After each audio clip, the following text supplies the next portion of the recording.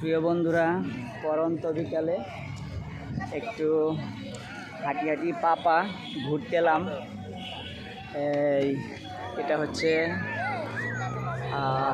নাওজোর ভাঙ্গা ব্রিজ।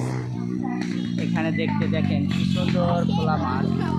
খোলা মাঠের মাঝে মুক্ত আকাশ, মুক্ত বাতাস। ওই যে আমরা পড়েছি ছোটোবেলায়, মুক্ত আকাশ, মুক্ত বাতাস। সেই দেখেন কত দর্শক এখানে, একদম মেলার মতো। আসলে কিন্তু মেলা না, কিন্তু এখানে খোলা মাঠ, লোকজন সকলেই এখানে চলে আসছে একটু আনন্দ উপভোগ করার জন্য। দেখতে পাচ্ছেন দর্শক বন্ধু, তাই আমি একটু দেখানোর চেষ্টা করলাম।